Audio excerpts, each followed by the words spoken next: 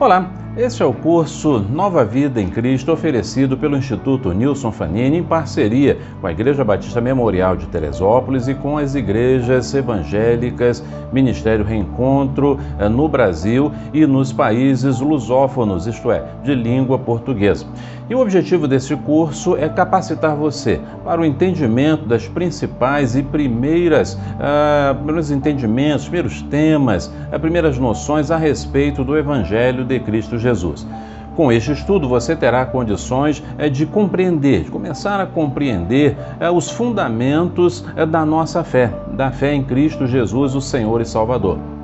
Você também terá a possibilidade e a condição de prestar a sua profissão de fé com vistas ao batismo, a sua integração a uma igreja evangélica, onde você possa dar assim a sua vida, o seu testemunho e cooperar para a expansão da obra do Senhor na face da terra.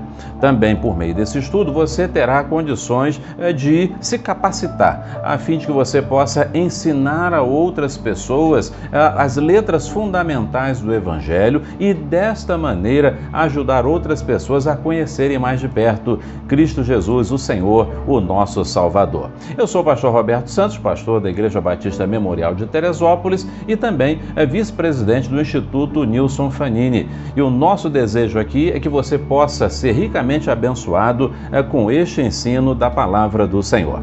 Então, vamos lá? Vamos começar? Pois bem, o primeiro tema, a primeira questão que devemos considerar aqui neste primeiro momento, nesta primeira aula, é como ter a nova vida em Cristo. Como ter a nova vida em Cristo. Inicialmente, nós precisamos considerar que crer em Cristo ou que ter Jesus Cristo como Senhor e Salvador não significa simplesmente ir a um culto e ir a uma igreja.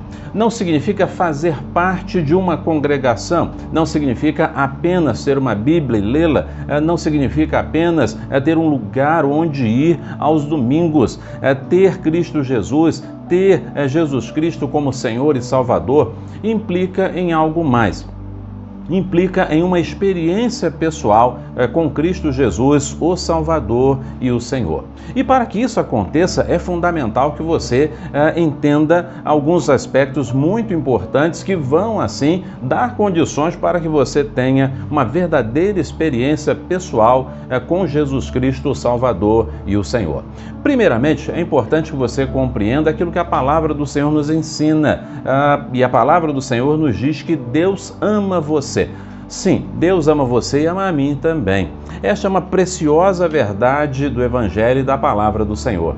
Deus olha para nós e Ele olha com amor. E o desejo de Deus é que eu e você estejamos na presença dEle. E Ele não mede esforços para que possamos estar com Ele hoje, amanhã e para todo sempre. Temos de tirar, a primeira questão que precisamos remover, é qualquer tipo de possibilidade de entendimento de que Deus não nos ama, de que Deus quer o nosso mal. Não, de modo algum. Deus nos ama e essa é a primeira verdade que você precisa compreender. E diante disso, é necessário compreender aquilo que a palavra do Senhor fala ao nosso coração. A primeira delas é que todos pecaram. Todos pecaram. Em sua tela você está lendo, vai ler aí Romanos capítulo 3, verso 23. E o texto diz assim: porque todos pecaram e destituídos estão da glória de Deus. Todos pecaram e destituídos estão da glória de Deus. A Bíblia não traz apenas boas notícias. A Bíblia traz notícias difíceis, notícias que mexem com a nossa vida e com o nosso coração. E a Bíblia fala que todos pecaram, todos se afastaram de Deus, todos estão distantes do Senhor. Pecado é transgredir a ordem de Deus, a lei de Deus, é fazer tudo aquilo que possa ofender a Deus, prejudicar o próximo ou prejudicar a mim mesmo, constitui esse pecado. O pecado não é cometido apenas pela pessoa que comete coisas atrozes, não. Mas o fato de não estarmos com o Senhor já nos deixa em pecado. A palavra de Deus, portanto, precisa ser considerada. Todos pecaram e destituídos estão da glória de Deus. Segunda coisa que é importante que você saiba: o pecado causa morte. Sim, o pecado causa morte. Aí na sua tela você pode ler o texto de Romanos 6, capítulo 23. Porque o salário do pecado é a morte. O salário do pecado é a morte. A Bíblia nos fala que, além de estarmos em pecado, todos pecaram. A Bíblia também nos ensina que este pecado traz uma consequência, um resultado, um pagamento, o salário. O salário do pecado é a morte. Muitas vezes nós achamos que há um jeitinho para tudo, não é verdade? Achamos que nossos erros, nossas decisões equivocadas nunca serão cobradas de forma alguma. Mas a Bíblia diz que as nossas decisões erradas, nossos pecados, portanto, sempre trazem uma consequência. E a consequência que o pecado traz é a morte. E esta morte pode ser vista e compreendida em 3 dimensões. A primeira delas é a morte espiritual, quando vivemos nesta vida e não desfrutamos de vida com Deus. Passamos por essa vida longe do Senhor, a morte espiritual. A morte também pode ser vista no contexto físico, a morte física, que é resultado do pecado. Fechamos os olhos nessa vida, perdemos essa possibilidade de continuar vivendo, morremos fisicamente. Mas a Bíblia também nos mostra que essa morte também tem uma outra repercussão, uma repercussão eterna, e essa repercussão é o afastamento eterno de Deus. Quando deixamos essa vida sem ter um encontro com o Senhor Jesus, passamos a eternidade longe da presença de Deus. Sendo assim, como podemos resolver esse problema? A Bíblia então nos fala que Cristo morreu por nossos pecados. Em sua tela você encontra Romanos capítulo 5, verso 8, que diz assim: Mas Deus prova o seu amor para conosco, em que Cristo morreu por nós, sendo nós ainda pecadores. O ser humano por si só não pode resolver o problema do pecado. Por mais que tente, por mais que lute, por mais que se esforce, não consegue resolver o problema do pecado. Boas obras, religiosidade, rituais e cultos, uma vida devota, tudo isso pode ter o seu lado positivo, tudo isso pode alegrar a alma, acalmar o espírito, mas não resolve o distanciamento nosso de Deus. Sabendo disso, Deus mesmo providenciou a resposta, Deus mesmo providenciou a solução.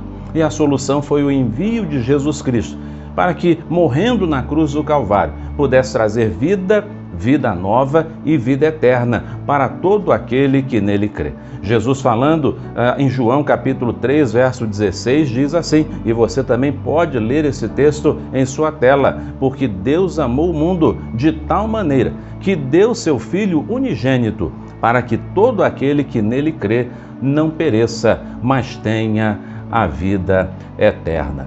Como o homem não pode chegar sozinho à presença de Deus, Deus enviou Jesus para que por meio dele, de sua morte na cruz do Calvário, por meio da fé depositada em Cristo Jesus, possamos então chegar à presença eterna do Senhor. Mas a partir daí precisamos entender essa verdade tão preciosa. Somos salvos por Jesus Cristo e apenas por Jesus Cristo.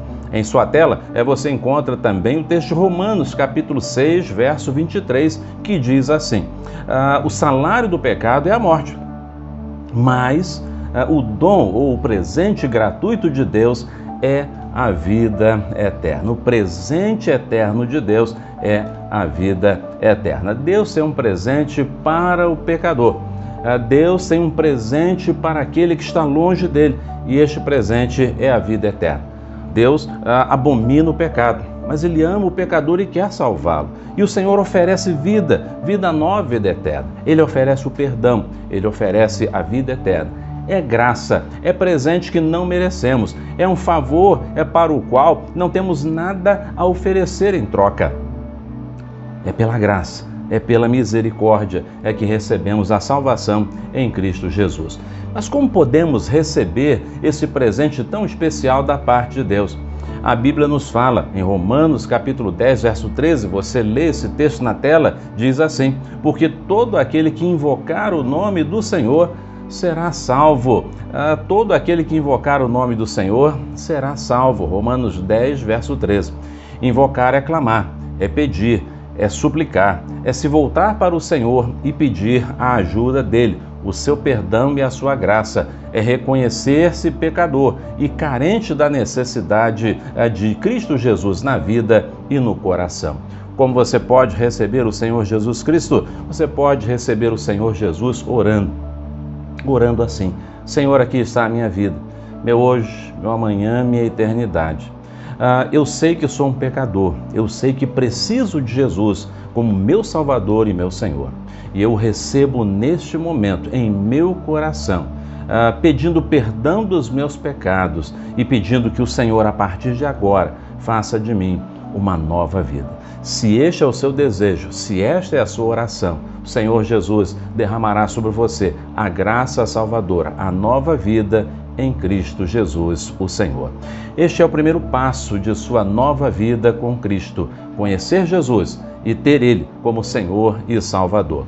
Agora, você precisa conhecer algo mais a respeito do Senhor, e é o que nós faremos nas próximas aulas. Então, até a próxima aula, quando nós vamos considerar a segurança da salvação que temos em Cristo Jesus. Amém.